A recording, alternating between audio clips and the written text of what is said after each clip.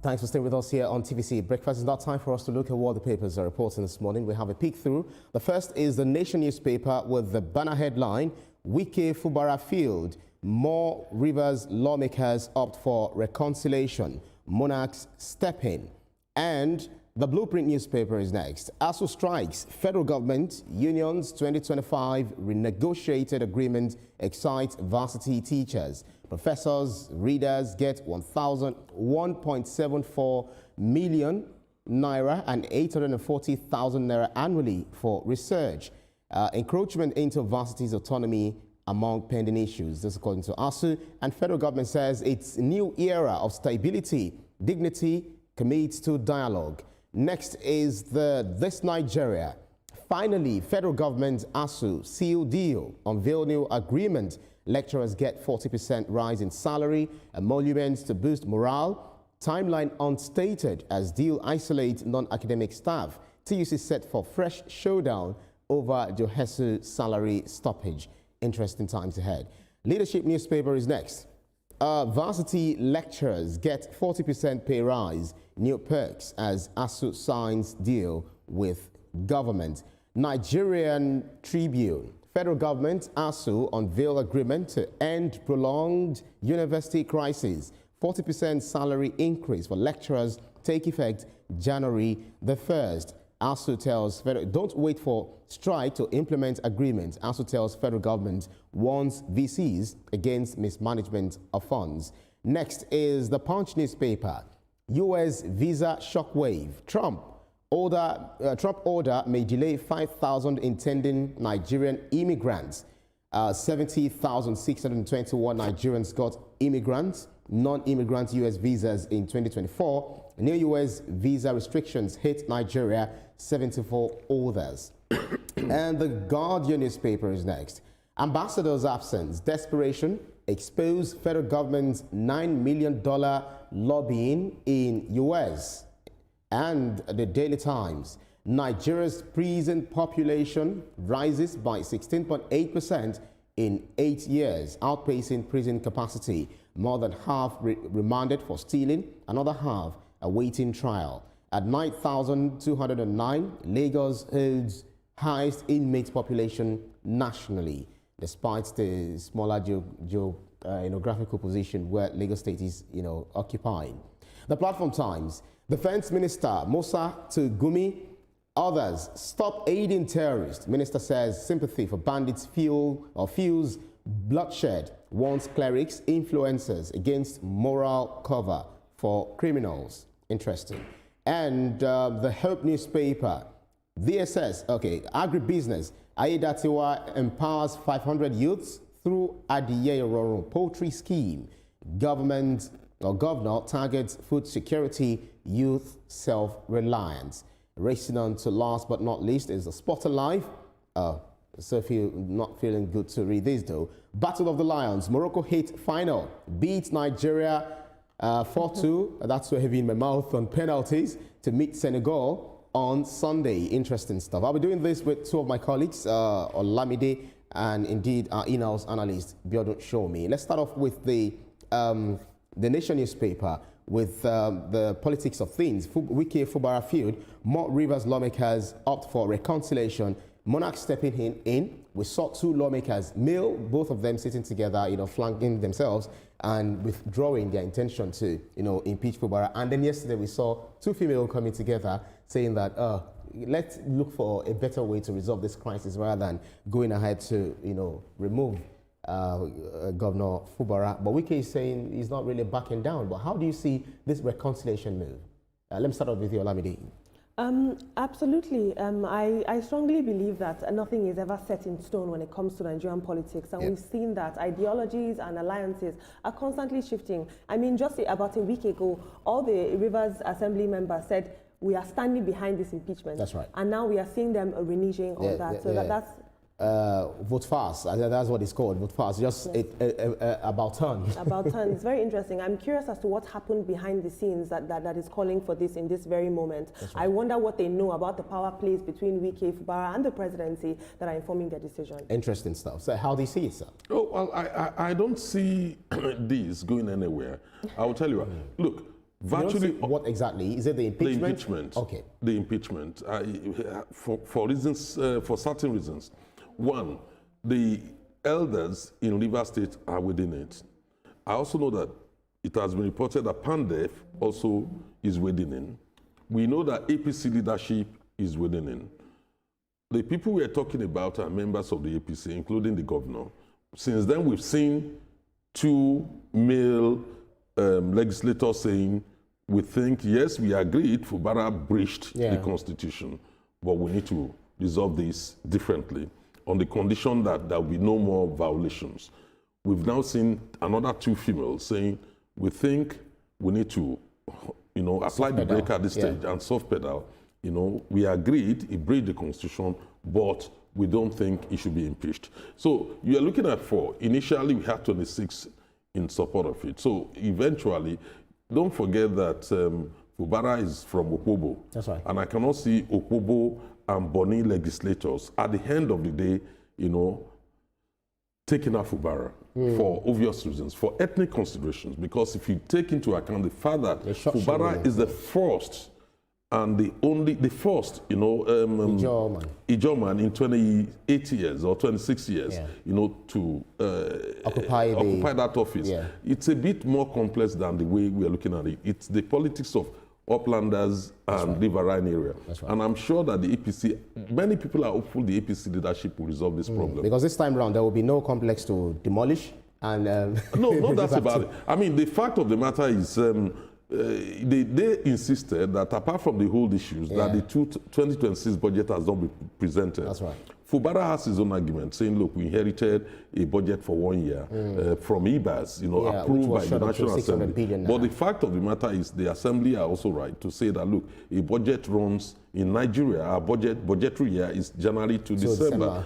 And you cannot have a budget running till June. So that's the issue, and I'm sure the leadership of absolutely. And very quickly, it's good to see the Rivers this. Assembly acting and conducting themselves as the independent arm of government that they are, not being swayed by politicians from Abuja. I won't name any names. But that's quite contestable, All right, then let's move on to the Blueprint newspaper. The same thing for this Nigeria Equally leadership newspaper and the Tribune newspaper. Talking about the long-awaited 2009 federal government, ASUU agreement regarding the renegotiated agreement, which now exciting varsity lecturers. Now we know that professors, readers will now professors get 1.74 million naira and 804,000 goes to readers annually for research. Some are excited about it. Others are saying, if you want to do the plus, because I belong to a group where there are so many professors, and some of them are like, so what's there? 7.5% VAT is waiting for it, and then it's just like adding 140,000 naira to it because the person talking, spends like 30,000 naira on fuel. And somebody said, that one will take care of the fuel now, so you can use the money for another thing. So, but it's something that should excite, anyone who is in the academia, you think? Yeah, if you look at the history of this problem, look, this agreement was signed in 2009. That's right. It was up for renegotiation in 2012. Since then, several administrations have been flirting around renegotiations. We've seen university closure and all that. We've not been able to resolve this problem in a way that the lecturers were dissatisfied. We've seen how lecturers were, professors were leaving our country.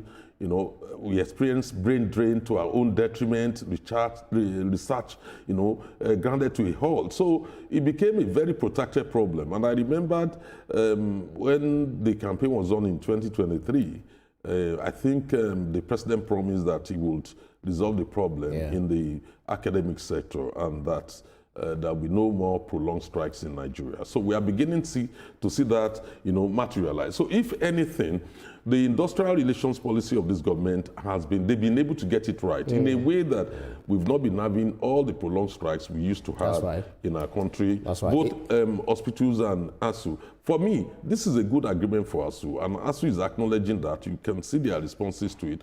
At the end of the day, those who are complaining about the VAT on services should also remember that even in the banks, you pay VAT on services, but not actually on your remuneration. Olamide, this would have excited Professor Dekule, if you know what I mean. Absolutely. I've said this several times here. My father was a professor, That's right. and he dedicated his life to the craft of teaching and raising the younger generation. And time again, he would lament to me that education was not a political priority. That's right. And that was a problem for him, because ideally it should be at the front of our priorities as a nation. You know, half of the people that we see that became people that we're proud of in Nigeria, it's because they were given the foundation of a good education. We have to remember that, you know, oftentimes ASUU has been villainized for going back and forth with the government. They've stood their ground, this grandstanding. But we have to remember that ASUU is an institution that was born out of policy failure. They didn't become militant by choice. There were structural reforms that were needed gravely and urgently in the education sector. That's right. And they were standing as a representation for students who didn't have a voice,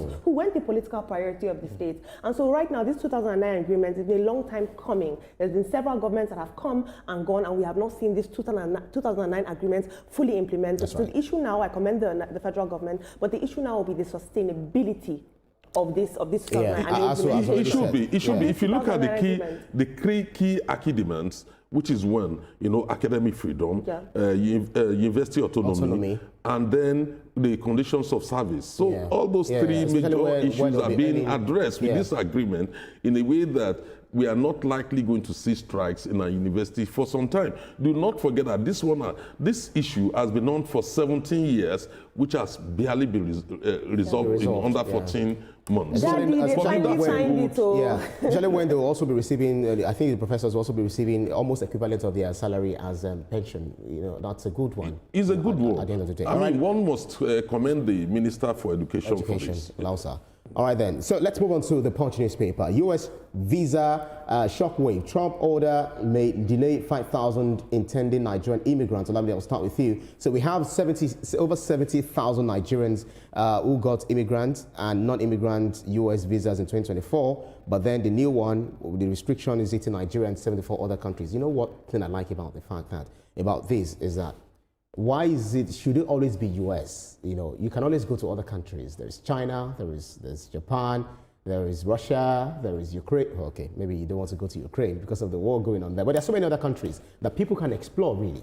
Absolutely, and this is the issue with global mobility and global fluidity, is that when you are in a state where you feel that you have to migrate or leave, you are now restricted access, and that's a problem. But oftentimes, Trump's immigration policies, they have served both political purposes as well as personal purposes. I think that we have to curb the Japa syndrome. Let us sit down at home and, and build our own nation instead of running away. I saw that the Nigerian, random fact, the National Orientation Agency is spending about 525 billion, if I'm correct, I'm not sure about that figure, on orientating students on the Japa syndrome. They want to tell us that we don't need to run away. At one point in time, you jackpot yourself to the extent that you became a director. He's back now. Before you now say, okay, I've attained, you know, the highest level. Let me just come back to Nigeria and give back to the country. But very quickly, just go at it very quickly. Yes, absolutely. I mean, when you look at the situation, we need to look at it more carefully.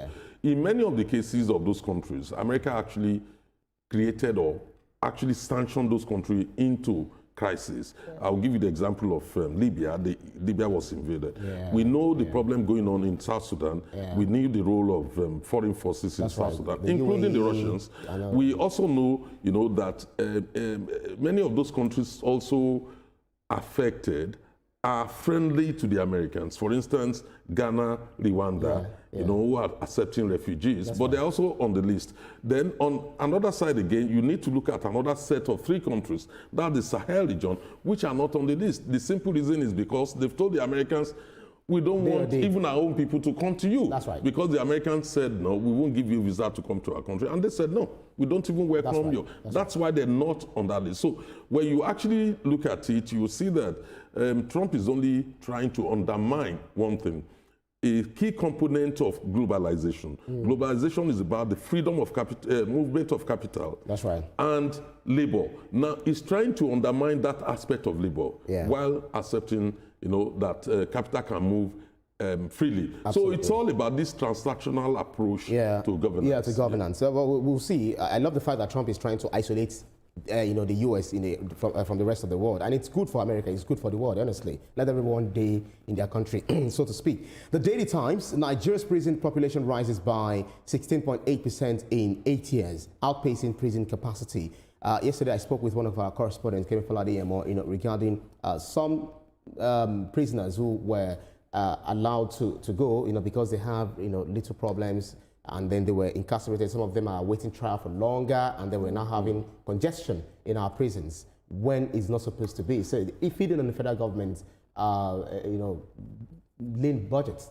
Absolutely. The Nigerian industrial prison complex is implicitly tied to the judiciary. The more that we have a judiciary that is slow, and there's a lot of red tape, you have people languishing in prisons that are not being tried. And so two of them are tied to each other. And I feel that if the judiciary can make these systems a bit faster and give more faster trials, then this will not be a problem for us, because these inmates that are there overpopulating the prisons, they are another added pressure to the Nigerian state. Absolutely. Let us move on to the Platform Times. Mr. Shomi, Defense Minister is saying to Gumi and others, Gumi especially, saying, if you guys don't stop, if you don't stop all those rhetorics, saying that terrorists are brothers, we should allow them to live with who? Come on, you need to stop this nonsense of rhetoric. Of course, we all know Gumi is providing moral cover, for the terrorists. He's like a sidekick of terrorists, and that should not be allowed. You cannot be the mouth organ, for those who are devastating lives who are and property. Saboteurs, and some of them are not even Nigerians. Absolutely, and I agree with the military, for insisting that, look, that has to stop. And I think Gumi should take that as a strong warning. Otherwise, it should be processed through the criminal justice system. Absolutely, just like any other person. You cannot be a sidekick of terrorists in Nigeria.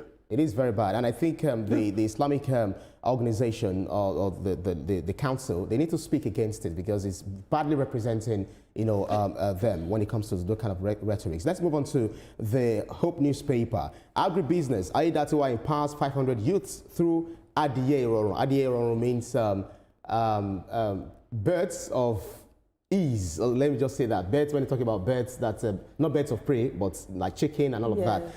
You see the stress you are giving me. I'm stressed on your behalf.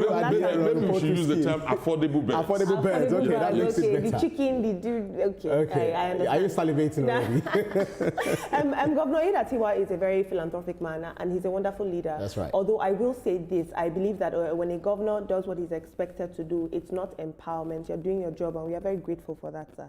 Okay. All right then. Last but not least, we talked about we started off, reminiscing. Let me just use the word reminiscing. Don't let me say we are brooding on, the Nigeria's lackluster performance. Well, still brave, Battle of the Lions, because they were both lions on the pitch. Certainly one has to, defeat the other, by penalty, which is not the best of it all. Morocco hit final, beat Nigeria 4-2 on penalties to meet Senegal on Sunday. We'll be playing against Egypt, that the next match we'll be meeting them up with. But this is the first time Senegal and Morocco will be meeting, in AFCON. I do not know what you're going to see. Is this still going to be that kind of a battle of the lion that we experienced yesterday with Nigeria? Well, we're expecting a very tough match. Which, in my view, Senegal should prevail. They seems to have the best team in this competition, based on my own judgment. The pain for me is that what do you mean they have the best team? We were the highest goal scorer, Yes, we have scored more goals. Don't forget, in AFCON, we also hold a record. That's right. Nigeria has won more third place, more bronze than any other country. Amazing. So it's quite interesting. That's right. And now we are in a third place match again. So hopefully, if we are to go back past precedent, at least we'll come third. That's right. I mean, which is a form of consolation. But for me, the pain is that Calvin Bassey, who was a victim of bad officiating, his shirt was pulled, and the referee decided to give him yellow card, even for being infringed upon. Now, he will not be able to play in that match against Egypt.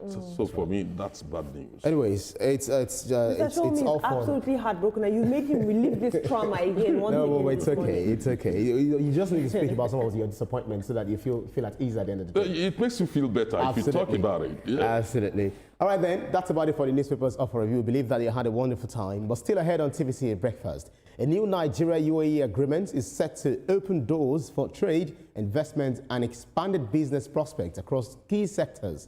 Join us after the break for this conversation. Just stay with us. We'll be right back.